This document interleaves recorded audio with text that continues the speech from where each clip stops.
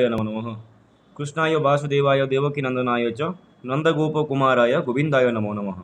ओम श्री परमात्मा नमः। जय गुरु, जय स्वामी शिवानंद। श्रीमद् भगवद गीता सप्तम अध्याय ज्ञान विज्ञान योग। श्री भगवान वाच मज्जासक्त मनः पार्थ योगं युञ्जन्मदाश्रयः असंशयं समग्रं मां यथा ज्ञास्यसि तच्छृणु। भगवान आरंभରୁ କହୁଛନ୍ତି, हे पार्थ, ଅନନ୍ୟ ପ୍ରେମରେ ମୋଠାରେ ଆସକ୍ତ ଚିତ୍ତ ହୋଇ ତଥା ଅନନ୍ୟ ଭାବରେ ମୋର ପରାୟଣ ହୋଇ ଯୋଗରତ ହେଲେ ତୁମେ ଯେପରି ସକଳ ବିଭୂତି ବଳ ଐଶ୍ୱର୍ଯ୍ୟ ପ୍ରତ୍ୟେକ ଗୁଣଯୁକ୍ତ ସମସ୍ତଙ୍କର ଆତ୍ମରୂପ ମୋତେ ନିସଂଶୟ ଭାବରେ ଜାଣିପାରିବ, ତାହା ଶୁଣ। ଏହି ଅଧ୍ୟାୟରେ ଭଗବାନ ତାଙ୍କ ତରଫରୁ ପାର୍ଥ ଅର୍ଜୁନଙ୍କୁ କହୁଛନ୍ତି ଯେ ତୁମେ କେମିତି କ'ଣ କଲେ ପ୍ରତ୍ୟେକ ବଳ, ପ୍ରତ୍ୟେକ ପ୍ରକାର ଐଶ୍ୱର୍ଯ୍ୟ, ଷଡ଼ ଐଶ୍ୱର୍ଯ୍ୟ ଗୁଣଯୁକ୍ତ ହେଇକିନା ସଂସାରରେ ରହିପାରିବ, ବିଭୂତି ପ୍ରାପ୍ତ ହେଇପାରିବ। ଏବଂ ତାର ରାସ୍ତା କେମିତି ନା ତୁମେ ମୋର ପରାୟଣ ହେବାକୁ ପଡ଼ିବ। ଆଉ ମୋର ପରାୟଣ ହେଲେ ମୋ ପ୍ରତି ଆସକ୍ତ ଚିତ୍ତ ହେବେ, ଅନ୍ୟ କୁଆଡ଼େ ଆସକ୍ତ ଚିତ୍ତ ହେବ ନାହିଁ, ମୋ ପ୍ରତି ହିଁ ଆସକ୍ତ ରହିବ। ତାହେଲେ ତୁମେ ସକଳ ବିଭୂତି ସକଳ ଐଶ୍ୱର୍ଯ୍ୟ ଆଦି ପ୍ରାପ୍ତ ହେଇପାରିବ। ଆଉ କେମିତି ହେଇପାରିବ ନା ସେଇଟା ଶୁଣ। ଭଗବାନ କହୁଛନ୍ତି କେମିତି ହେଇପାରିବା, ଆମେ ଶୁଣିବା। ଜ୍ଞାନಂ ତେହଂ ସବିଜ୍ଞାନಂ ମିଦଂ ବକ୍ଷ୍ୟାମ୍ୟଶେଷତଃ ଯଜ୍ଜ୍ଞାତ୍ୱା ନେହ ଭୂୟୋନ୍ୟଚ୍ ଜ୍ଞାତବ୍ୟମବଶିଷ୍ୟତେ। ମୁଁ ତୁମକୁ ବିଜ୍ଞାନ ସହିତ ଏହି ତତ୍ତ୍ୱଜ୍ଞାନ ସମ୍ପୂର୍ଣ୍ଣ ଭାବରେ କହିଦେବି।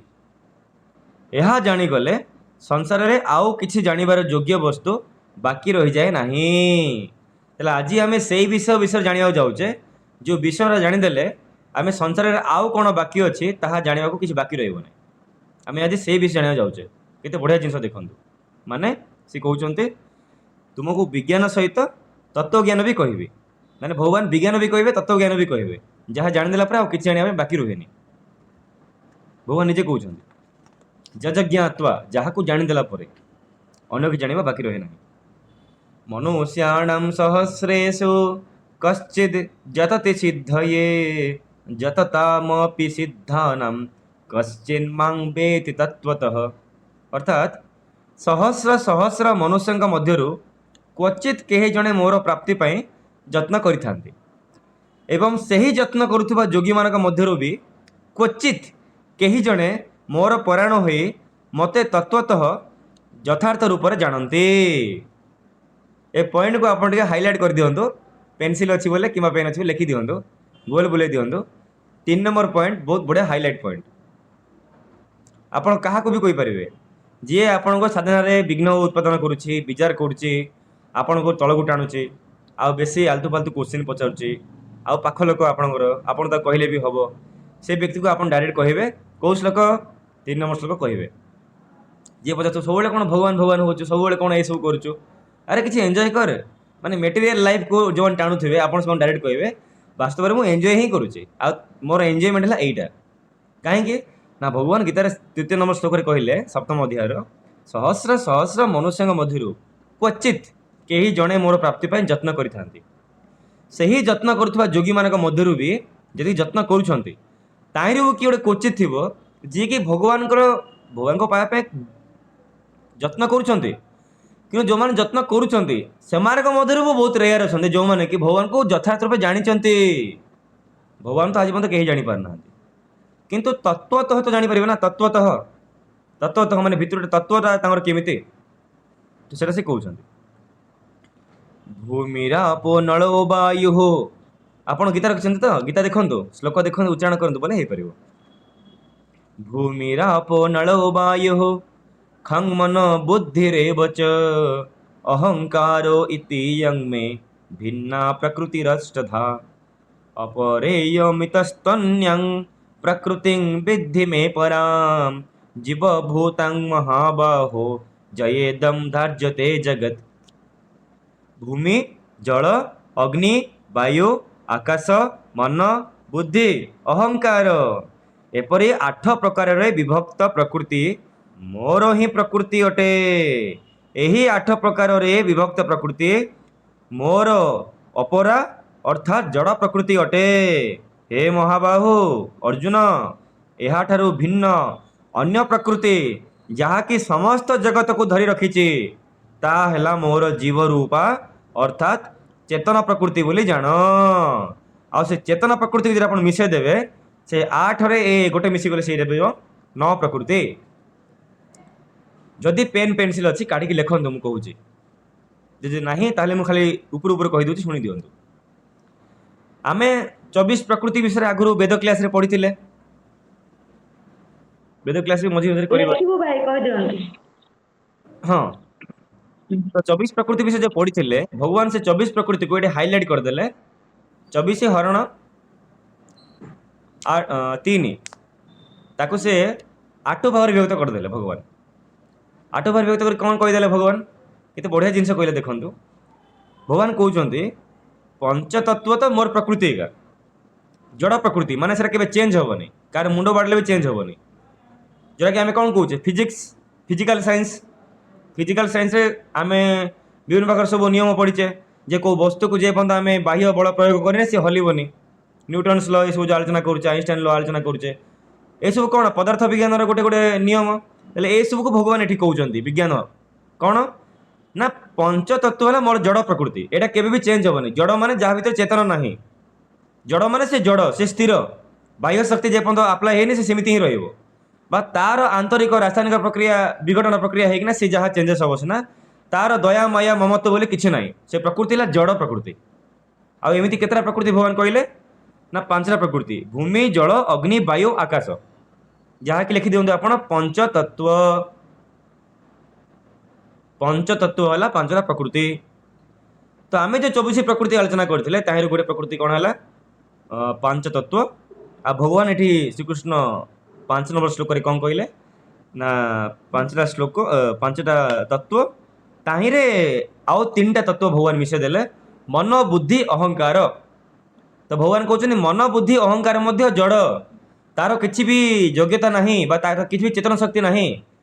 ସେ କେବଳ ତମର ଇଚ୍ଛା ଶକ୍ତି ହିସାବରେ ସେ ଆଗକୁ ଯାଏ। ଯଦି ତମର ଇଚ୍ଛା ଶକ୍ତି ଷ୍ଟ୍ରଙ୍ଗ ଅଛି ତାହେଲେ ମନ ବୁଦ୍ଧି ଅହଙ୍କାର ତମ ଉପରେ ଓଜନ ହେଇପାରିବ ନାହିଁ। ତେଣୁକରି ସେ କହୁଛନ୍ତି ଯେ ଭୂମି ଜଳ ଅଗ୍ନି ବାୟୁ ଆକାଶ ସହିତ ମାନେ ପଞ୍ଚତତ୍ଵ ସହିତ ମନ ବୁଦ୍ଧି ଅହଙ୍କାର ମଧ୍ୟ ମିଶିକିନା କ'ଣ ହେଇଗଲା, ଭଗବାନ କହିଲେ ଏପରି 8 ପ୍ରକାରରେ ବିଭକ୍ତ ପ୍ରକୃତି ମୋର ହେଲା ଜଡ଼ ପ୍ରକୃତି। ତେଣୁ ମୋର 9ଟା ପ୍ରକୃତି ଅଛି, 9ଟା ପ୍ରକୃତିରୁ 8ଟା ହେଲା ଜଡ଼ ପ୍ରକୃତି। ଆଉ ଏ 8ଟି ଜଡ଼ ପ୍ରକୃତିକୁ କିଏ ଚଲେଇଛି ନା ମୋର 9 ନମ୍ବର ପ୍ରକୃତି।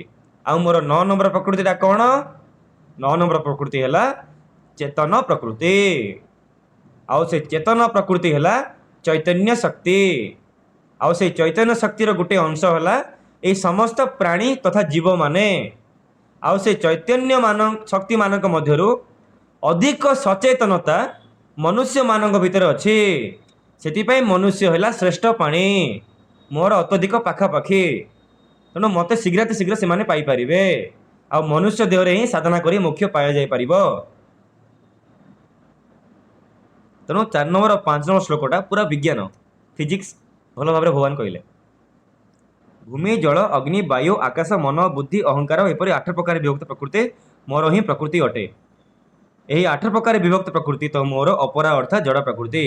ହେ ମହାବାହୁ, ଏହାଠାରୁ ଭିନ୍ନ ଅନ୍ୟ ପ୍ରକୃତି ଯାହାକି ସମସ୍ତ ଜଗତକୁ ଧରି ରଖିଛି ତାହା ମୋର ଜୀବ ରୂପା ପରା ଅର୍ଥାତ୍ ଚେତନ ପ୍ରକୃତି ବୋଲି ଜାଣ, ଭଗବାନ କହିଲେ। କାରଣ ଆପଣ ଜାଣିଛନ୍ତି ଯେ ସବୁଠୁ ବଡ଼ ତତ୍ଵ କୋଉଟା? ଆକାଶ। ଆକାଶ ପରେ କିଏ ଆସୁଛି? ବାୟୁ। ବାୟୁ ପରେ କିଏ ଆସୁଛି?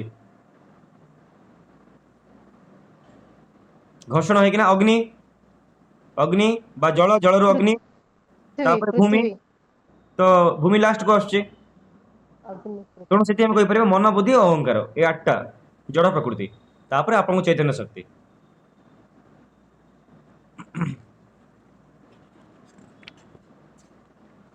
एतद् जोनीनि भूतानि सर्वाणीत्युपधारय अहं कृष्णस्य जगतः प्रभवः प्रलयस्तथा। 6 नंबर श्लोक को गोल बुलाନ୍ତୁ। କୌଣସି ବି ବାହାର ବ୍ୟକ୍ତି ଆପଣଙ୍କ ଧର୍ମକୁ ଆଞ୍ଚ ଆସିଲା ବେଳେ କଥା କହିଲା କିମ୍ବା ଆପଣଙ୍କର ନିଜ ଲୋକ ନିଜ ପିଲାମାନଙ୍କୁ ଏଇ ଜିନିଷ ଶିଖେଇବେ କ'ଣ? 6 ନମ୍ବର ଶ୍ଲୋକଟା କହିବେ ତାଙ୍କୁ ପିଲାମାନଙ୍କୁ ଶିଖେଇବେ ଯେ हे अर्जुन तुम्हें जान जे सकल भूत भूत मान सकल जड़ जड़ अवस्था प्रत्येक प्रकार वस्तु भूत मान प्रत्येक प्रकार भूत मान जहाँ बीती जाइए जहाँ बीतवाक जाऊँगी प्रत्येक प्रकार वस्तु मध्य सकल भूत यही दुई प्रकृति ही जात होती।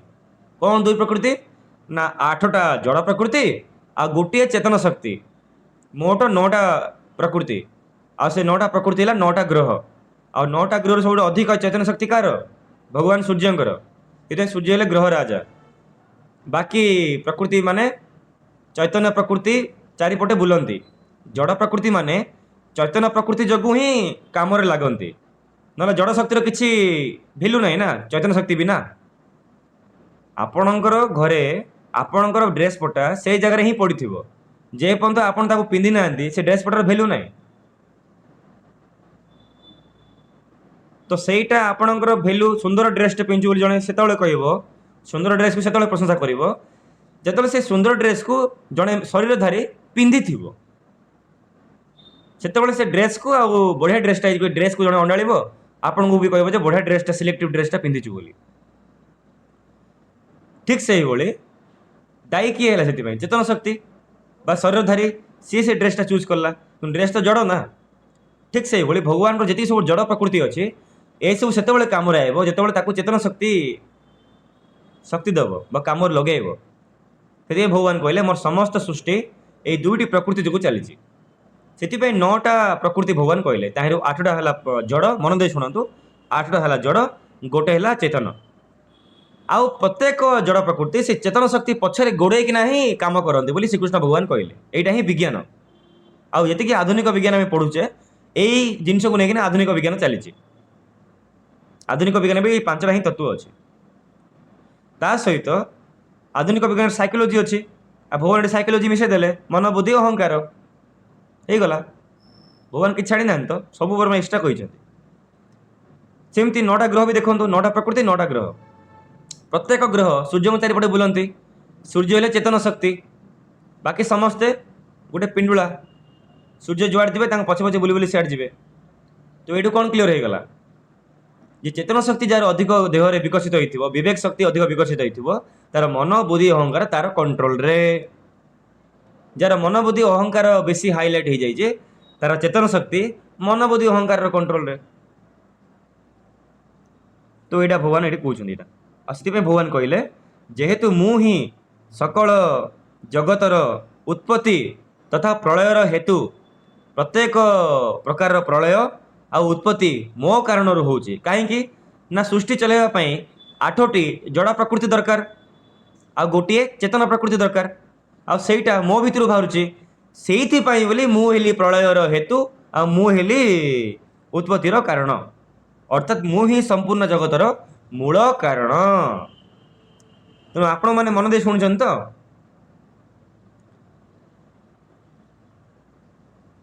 तो समस्त को पचारि नेक्स्ट क्लास रे आपण माने आंसर दे पचारि जे भगवान कहीं मूल कारण भगवान कहीं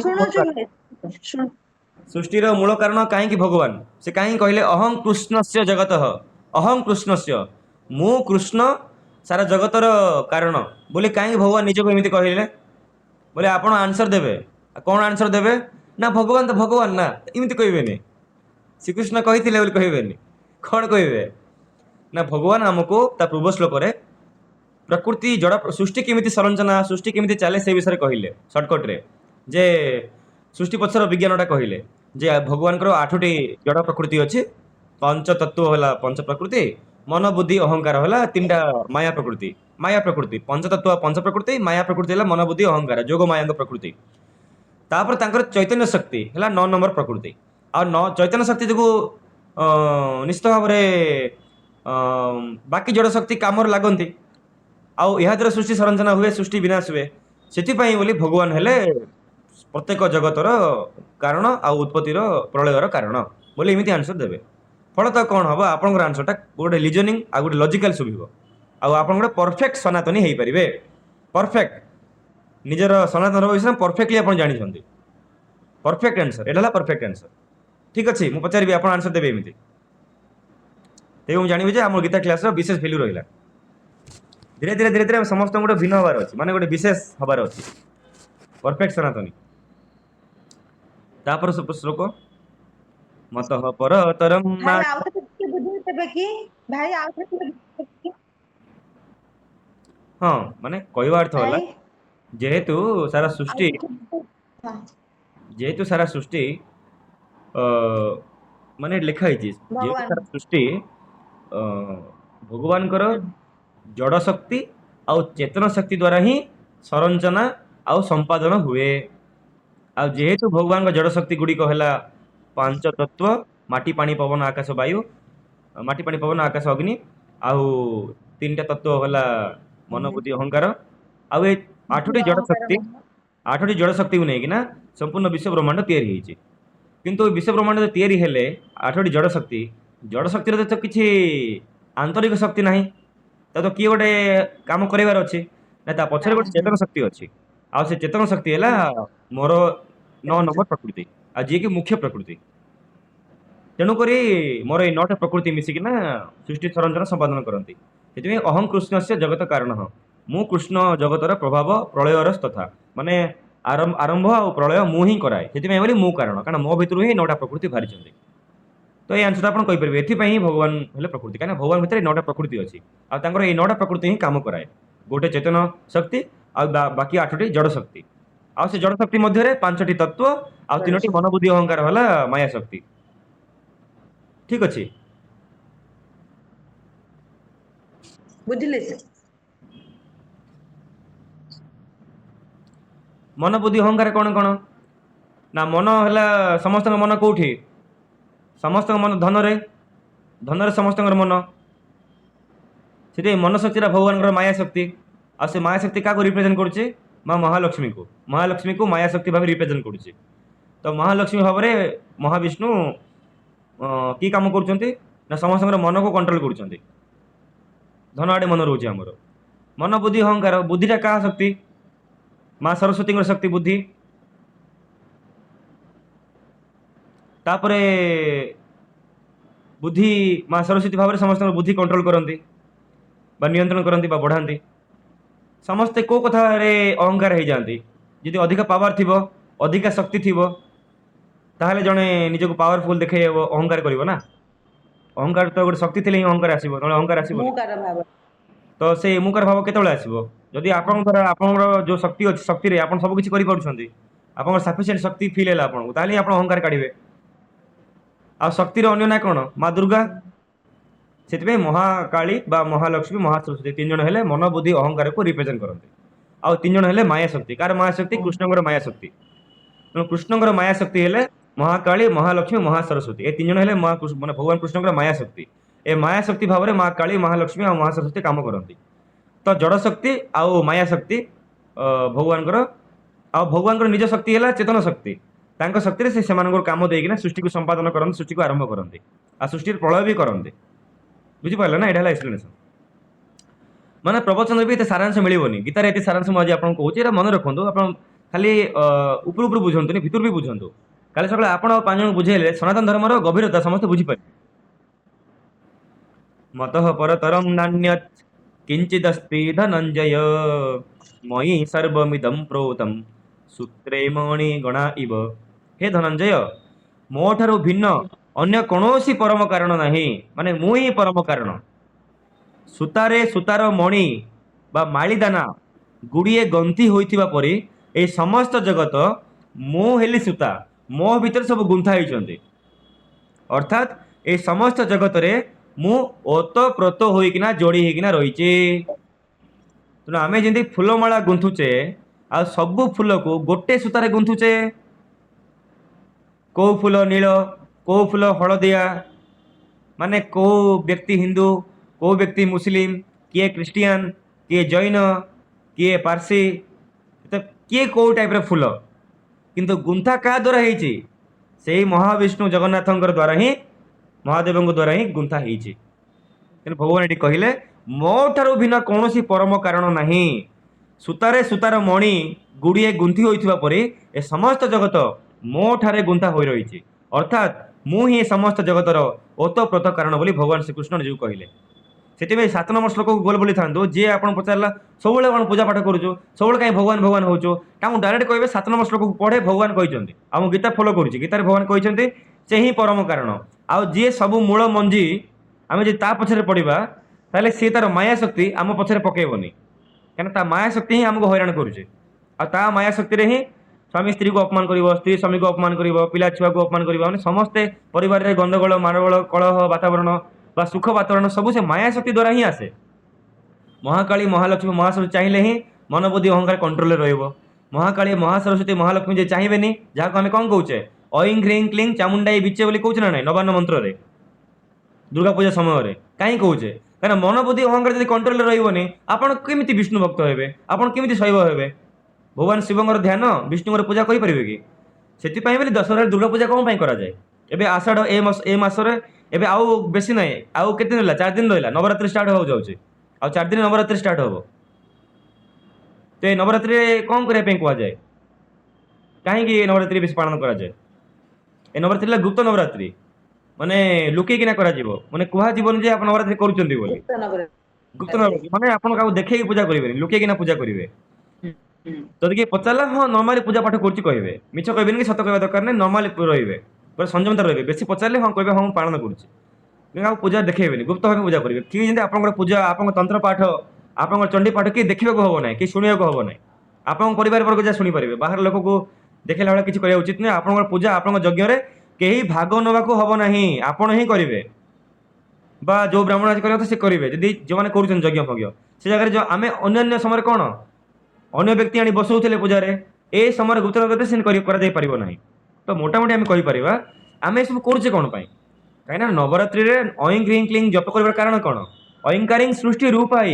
ହ୍ରିଙ୍କାରିଂ ପ୍ରତିପାଳିକା କ୍ଲିଙ୍କାରିଂ କାମ ରୂପିଣ୍ୟେ ବୀଜ ରୂପେ ନମସ୍ତୁତେ ଐଂ ହେଲେ ମା ସରସ୍ୱତୀ ସୃଷ୍ଟିକୁ କ'ଣ ଆରମ୍ଭ କରାନ୍ତି ବୁଦ୍ଧି ଦ୍ୱାରା ତ ଆରମ୍ଭ ହବ ନା ବିନା ବୁଦ୍ଧିରେ କେମିତି ଆରମ୍ଭ ହବ ହ୍ରିଙ୍କାରିଂ ପ୍ରତିପାଳିକା ହ୍ରିଂ ମାନେ ମହାଲକ୍ଷ୍ମୀ ଧନ ଥିଲେ ତ ସୃଷ୍ଟି ଚାଲିବ ପ୍ରତିପାଳନ ହବ ସେଥିପାଇଁ ଧନ ଥିଲେ ମନ ରହିବ ସେଥିପାଇଁ ବୋଲି ବୁଦ୍ଧି ଆଉ ମନ ହେଇଗଲା ତାପରେ କ୍ଲିଙ୍କାରିଂ କାମ ରୂପିଣ୍ୟେ କାରଣ କାମନା ବାସନା ଆସିଲେ କି ଆପଣଙ୍କ ଧ୍ୱଂସ ହବ କାରଣ ଯାହାର କାମନା ବାସନା ନାହିଁ ସେ ତ ଅମର ହେଇଗଲା ସେ ଶାନ୍ତିରେ ରହିବ କାମନା ବାସନା ଆସିଲେ ସିନା ଆପଣ ଦୁଃଖ ପାଇବେ ଆଉ ଦୁଃଖ ପାଇଲେ ସିନା ଆପଣଙ୍କର ଅନ୍ତ ହବ ସେଥିପାଇଁ ମା କାଳୀ କ୍ଲିଙ୍କାରିଂ ରୂପିଣ୍ୟେ ମାନେ ସେ କାମନା ବାସନାକୁ ରିପ୍ରେଜେଣ୍ଟ କରନ୍ତି ସେଥିପାଇଁ ଯିଏ ରିଏଲ୍ କାଳୀ ଭକ୍ତ ସେ ସିଦ୍ଧି ଚକ୍ରରେ ନ ପଡ଼ିକିନା ତ୍ୟାଗ ଭାବନାରେ ପଡ଼ିବ ଆଉ ଯେଉଁମାନେ ଉପରୁ କାଳୀଙ୍କୁ ପୂଜା କରନ୍ତି ତନ୍ତ୍ର ପୂଜା କଲେ ମା କାଳୀ ଜଲ୍ଦି ସିଦ୍ଧି ଦେଇଦେବେ ସତ କଥା ମା କାଳୀ ଜଲ୍ଦି ସିଦ୍ଧି ଦିଅନ୍ତି ସେଥିପାଇଁ ବୋଲି ସବୁ କାମନା ବାସନା ଜଲ୍ଦି ତାଙ୍କୁ ପୂଜା କରନ୍ତି ଆଉ ଅଧିକ ଆଟାଚମେଣ୍ଟରେ ପଡ଼ନ୍ତି କିନ୍ତୁ ତାଙ୍କ କାମ ତ ସେ ଆଟାଚମେଣ୍ଟରୁ କାଟିବେ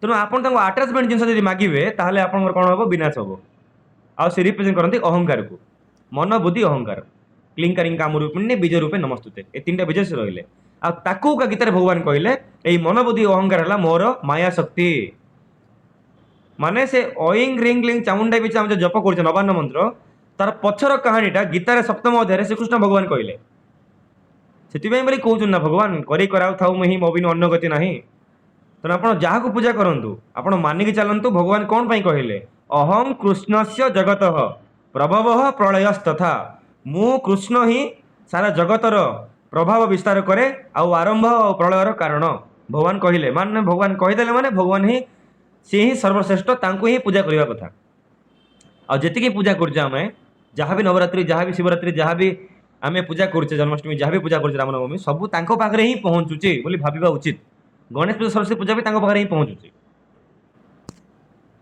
ସେଥିପାଇଁ ଭଗବାନ କହିଲେ ସମସ୍ତ ଜଗତରେ ମୁଁ ଓତପ୍ରୋତ ହୋଇ ଜଡ଼ିତ ହୋଇଛି ମୁଁ ହିଁ ପରମ କାରଣ ମୋ ବିନୁ ଅନ୍ୟ କୌଣସି ପରମ କାରଣ ନାହିଁ ବୋଲି 7 ନମ୍ବର ଶ୍ଲୋକରେ କହିଲେ ତ ଆପଣ ଯାହାକୁ ବି କହିପାରିବେ ଯିଏ ବିଚାର କରୁଛି ଆପଣ ସାଧନାରେ ଆଉ ଯିଏ ଯାହାର ମୋଟିଭେସନ୍ କମିଯାଇଛି ତାକୁ ଆପଣ କହିବେ କିନ୍ତୁ ଭଲ କାମ କରିବା ପାଇଁ ଇଚ୍ଛା ଅଛି ପୂଜା କରିବା ପାଇଁ ଇଚ୍ଛା ଅଛି ମୋଟିଭେସନ୍ କମିଯାଇଛି ମନ ଖରାପ ହେଇଯାଇଛି ଭଗବାନ ପ୍ରତି ରାଗି ଯାଇଛି ସେ କେଉଁ ଗୋଟେ ମନୋକାମନା ପୂର୍ଣ୍ଣ ହେଲାନି ଭଗବାନ ପ୍ରତି ଟିକେ ରାଗିଗଲା ଯେ ମୁଁ ଆଉ ପୂଜା କରିବେନି ବେଳେବେଳେ ଏମିତି ଆସେ ନା ବେଳେବେଳେ ଭାବନା ଆମେ ସେ ଲେଭେଲ୍ ଟିକେ କ୍ରସ୍ କଲେଣି ବୋଲନ୍ତୁ ବେଶୀ କ୍ରସ୍ କରିନି କିନ୍ତୁ ଅନ୍ୟମାନେ ବହୁତ ବିଲକୁଲ କ୍ରସ୍ କରିନାହାନ୍ତି ବହୁତ ଲୋ ଲେଭେଲ୍ ଅଛନ୍ତି ଆମଠୁ ବି ଭଗବାନଙ୍କ ଦ୍ୱାରା ଆମେ ଟିକେ କିଛି ଲେଭେଲକୁ ଆସିଲେ ବେଶୀ ବଡ଼ ଲେଭେଲକୁ ଆସିନେ ବୋଲ କିନ୍ତୁ କିଛି ଆସିଲେଣି ଆଉ ଆମଠୁ ବହୁତ ହାଇ ଲେଭେଲ୍ ଲୋକ ବି ଅଛନ୍ତି ଯେଉଁମାନଙ୍କୁ ହଜାର ଦୁଃଖ ମିଳିବେ ସେମାନେ ନାଇକି ପୂଜା ବନ୍ଦ କରିବେନି ଆମେ ତ ଏବେ ବି ଟିକେ ସିନା ମାଇଣ୍ଡ ମ୍ୟାଚୁର୍ଡ ହେଲାଣି ଫିର୍ ବି ଯଦି ବହୁତ ବଡ଼ ଦୁଃଖ ପଳେଇ ହେଲା ନା ମୋତେ ଲାଗୁନି ମୁଁ କଣ୍ଟିନ୍ୟୁ କରିପାରିବି ମୁଁ ନିଜକୁ ନିଜେ କହୁଛି ମାନେ ସାଙ୍ଗେ ଟିକେ ଅଭିମାନ ପଳେଇ ଆସିବ ଯେ ମୁଁ ଏତେ କଲି ଭଗବାନ ଆପଣ ଶୁଣିଲେନି ଟାଇପ୍ର ଆସିବ ଅଗା ସେଥିପାଇଁ ତ ଗୀତା କ୍ଲାସ୍ କରୁଛେ ପ୍ରାକ୍ଟିସ୍ ପ୍ରାକ୍ଟିସ୍ ପ୍ରାକ୍ଟିସ୍ ଅଭ୍ୟାସ ଯୋଗେନ କୌନ୍ତେୟ ବାରମ୍ବାର ପ୍ରାକ୍ଟିସ୍ ପ୍ରାକ୍ଟିସ୍ ଅଭ୍ୟାସ ଅଭ୍ୟାସ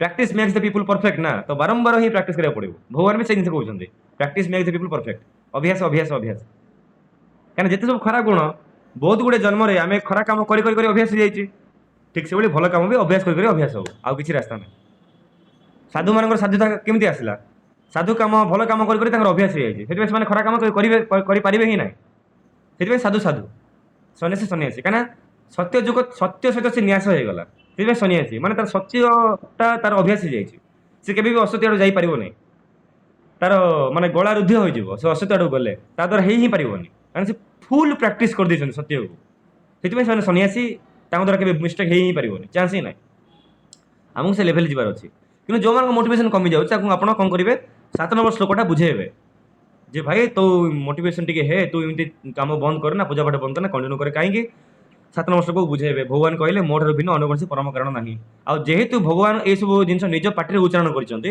ତାକୁ ଆମେ ଘରେ ଉଚ୍ଚାରଣ କଲେ ଆମକୁ ଗୋଟେ ଏନର୍ଜି ଆସିବ ଯେମିତି ଏଇଟା ମୁଁ ଉଚ୍ଚାରଣ କରୁଛି ମୋତେ ବର୍ତ୍ତମାନ ଏନର୍ଜି ଆସୁଛି ଆପଣ ଶୁଣୁଛନ୍ତି ଆପଣଙ୍କୁ ବି ଏନର୍ଜି ଆସୁଥିବ ଆଇ ଥିଙ୍କ ସୋ ତ ସମସ୍ତଙ୍କୁ ଏନର୍ଜି ଆସିବ ତ ସେଥିପାଇଁ ସମସ୍ତଙ୍କୁ ଏଇଟା ଯଦି ଯେଉଁମାନେ ଟିକେ ଭଲ ଲୋକ ତାଙ୍କୁ ଯଦି ବୁଝେଇବେ ତାଙ୍କୁ ବି ନିଜେ ଘରେ ପଢ଼ିବେ ତାଙ୍କୁ ବି ଏନର୍ଜି ଆସିବ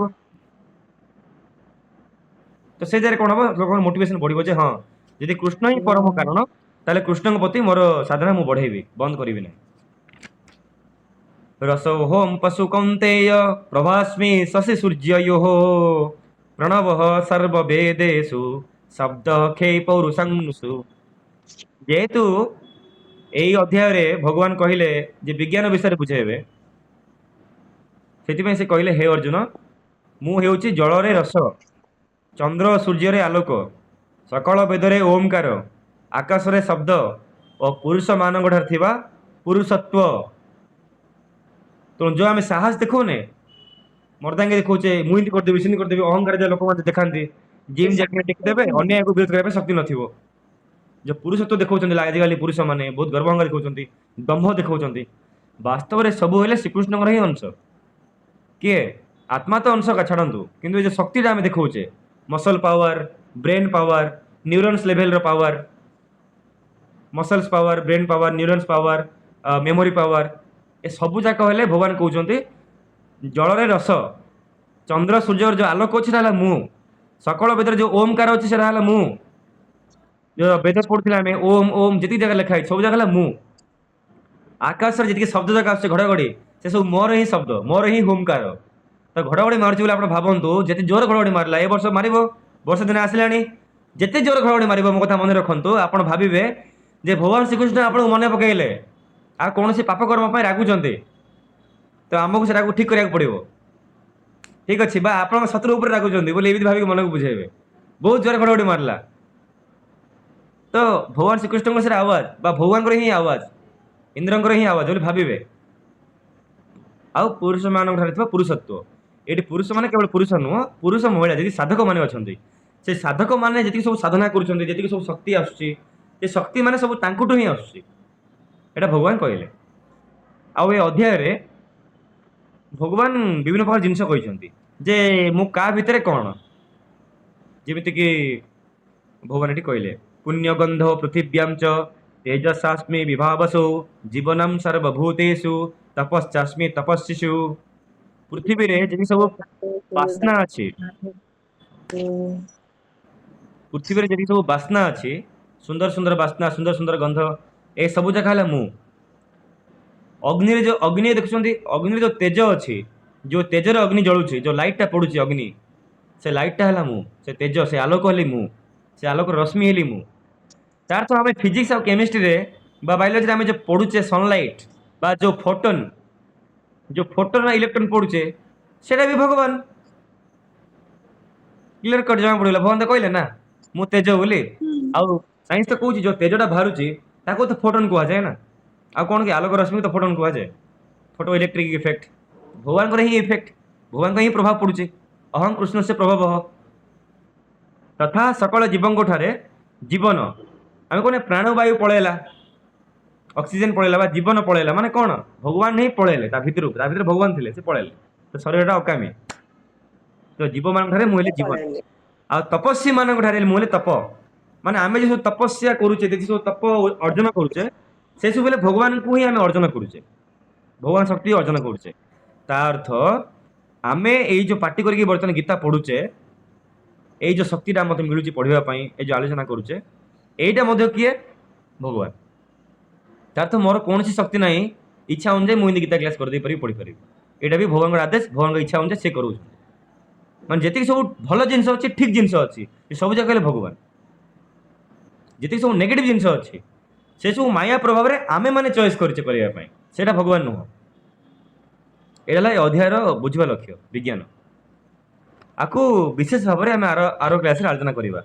आपको जी आप आगु टी पढ़ी थे आप बहुत जिन विषय क्लीयर हो कहीं कौ कौ जिनस मु कौन कौन से जिनसा भगवान ए क्लास ए अध्याय कहते माने कौ कौ भितर मु कौन कौन केते सुंदर जिनस कहते। यही अध्याय गोटे श्लोक आसुची 21 नंबर श्लोक रे, जो जो जांग जांग तनुं भक्तः श्रद्धयार्चितुमिच्छसि तस्यं तस्या चलां श्रद्धां तामेव विदधाम्यहम्। अर्थ होला जेउ जेउ सकाम भक्त जेउ जेउ देवतांग स्वरूप को श्रद्धारे पूजा करती से भक्तों श्रद्धा को मु से देवतांग ठारे स्थिर कर दिए। माने आमे मुझे इंद्र को पूजा करी तो इंद्र प्रति जो मोर भक्ति आसो ता कारण भी श्रीकृष्ण, ता कारण है परमात्मा। कहीं भगवान कहले बरा जे जा प्रति श्रद्धा रखिबो ता प्रति भक्तिटा मु ही स्थिर करे दिए। अर्थ आमर जदि कौन देवता प्रति भक्ति आसुची, कौन पृथ्वी पृथ्वी जल वायु जी देवादेवी अच्छे समस्त जा प्रति भक्ति आसला आप मानि चलते परमात्मा ही से भक्ति करते आ से जगह आप भावतु आप डायरेक्ट तांको का भल पाइबे ताहले ताके आउरी स्ट्रॉन्ग करे देबे, आप आगे ठिया जाए आप गाउथिबे भजन से पाखरे आसिकिना बसथिबे छोट पिला भाया अशरीर भाव में बसथिबे शुणुथिबे। एटा जत्र योगेश्वर कृष्ण जत्र पार्थो धनुर्धर तत्र श्री विजय भूत्वा नीतिर्मतिर्मम। ओम पूर्णमदः पूर्णमिदं पूर्णात् पूर्णमुदच्यते पूर्णस्य पूर्णमादाय पूर्णमेवावशिष्यते। ओम शांति शांति शांति। कौन किसी डाउट अच्छे आपण मान किसी भल अनुभव तार कहीं जहाँ आप पढ़ुंट ताही जीवन लगे आ लॉजिकली ग्रहण करेंगे लॉजिकली। मु चाहूनी आप मेजिकाली जस्ट उपरू उपरू हाँ भगवान को जिनस तो ये सब पढ़ा शुणा उचित सेमती नुह। आम टे आडभांस प्रो लेवल को जीवा गोटे जिन पचार जिन आप आडभांस लेवल कही पड़ुवे भगवान कहीं जगत कारण ना भगवान तो कारण है एका ना सेमती नुह। आप कारण कहे जड़ प्रकृति चेतन प्रकृति ये सब जिन एक्सप्लेन करार अच्छी बोले हाँ परफेक्ट सनातनी गीता क्लास कर भैल्यू रहा। ठीक अच्छे कहतु कहतु मैडम। बहुत भल आज क्लास बहुत भल लागला भाई। हाँ थैंक यू। अच्छी आ सुंदर सुंदर श्लोक अच्छी समय बहुत अभाव भल लागला समय अभाव बंद करली ना आ सुंदर सुंदर श्लोक अच्छी यही श्लोक ही आ सुंदर श्लोक अच्छी माने को भितर मु कौन कौन भगवान सब कहते समस्त जो भक्ति करुँच से भक्तिर प्रोसेसटा कुआड़ को जाऊँगी भक्ति कौ जगह पहुँचुची आपन समस्त पूजा मो पाखे पहुँचुचे ये सब जिन लोक पूजा मो पाखे केमती पहुँचे माने विज्ञान तो ज्ञान विज्ञान जोग सृष्टि पछरे कौन ज्ञान अच्छी कौन विज्ञान अच्छी से फिजिक्स केमिस्ट्री पूरा ओरिजिन भगवान कहते ये सप्तम अध्याय बहुत पावरफुल माने आपको जब सृष्टि पछरे जानवर अच्छे सृष्टिटा केमती बनाई आ पछरे भगवान केमिति चेतन शक्ति काम कर आ भगवान को आम को भितर पाई परिबा को भितर देखि परिबा ये सब जिनस आप श्लोक जानी पारिबे।